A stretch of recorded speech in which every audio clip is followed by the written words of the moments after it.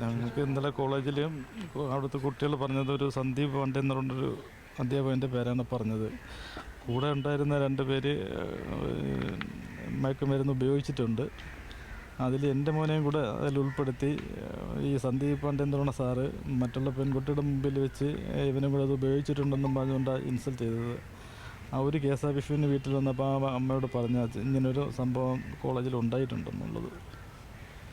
അതല്ലാതെ വേറൊരു വീട്ടിൽ ഒരു വിഷയമില്ലാതെ തലേദിവസം വിളിച്ചത് അമ്മയായിട്ട് സംസാരിച്ച് അതിന് മുമ്പത്തെ ദിവസം വീഡിയോ കോൾ വിളിച്ച് ഇങ്ങനെ ചെയ്യാൻ വേണ്ടിയിട്ട് യാതൊരു സാധ്യതയും ഇല്ല.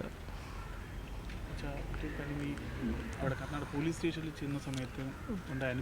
സ്റ്റേഷനിൽ ചെന്ന സമയത്തുണ്ടായെന്ന് പറഞ്ഞാൽ ഞങ്ങളവിടെ ചെന്ന് കുറേ നേരം ഇരുന്നതിന് ശേഷമാണ് BTL കോളേജിലെ മാനേജ്മെൻറ്റ് അവിടെ വന്നത്. പക്ഷേ അവരെയൊക്കെ വിളിച്ച് സംസാരിച്ചതിന് ശേഷം മാത്രമാണ് നമ്മളങ്ങോട്ട് അകത്തോട്ട് ക്ഷണിച്ചത്. അത് DK ശിവകുമാരൻ്റെ ഭാര്യയുടെ സഹോദരിയുടെ കോളേജ് എന്നാണ് പറയുന്നത്. അപ്പം സ്വാഭാവികമായിട്ടും അവരെ തന്നെയാണ് ആദ്യം വിളിച്ചതും നമ്മളത് കഴിഞ്ഞതിന് ശേഷമാണ് നമ്മളെ വിളിച്ചത്. മരണവുമായി ബന്ധപ്പെട്ടത് ആത്മഹത്യയാണോ സംശയമുണ്ടോ എന്ന് പറയുന്നത് അതെന്തുകൊണ്ടാണ്?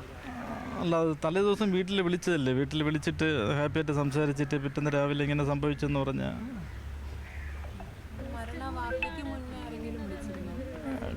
കോളേജിൽ നിന്ന് വിളിച്ചിട്ട് അവന് വയ്യ, സീരിയസ് ആണ്, പെട്ടെന്ന് ഇവിടെ ഹോസ്പിറ്റലാണ്, പെട്ടെന്ന് വരണമെന്ന് മാത്രമേ പറഞ്ഞുള്ളൂ. അല്ലാതെ ഇങ്ങനെ ഒരു ഇഷ്യൂ ആണെന്നൊന്നും പറഞ്ഞിട്ടില്ല. ഞാൻ സുഖമല്ല ഹോസ്പിറ്റലിൽ നിന്നാണ് പറഞ്ഞത്.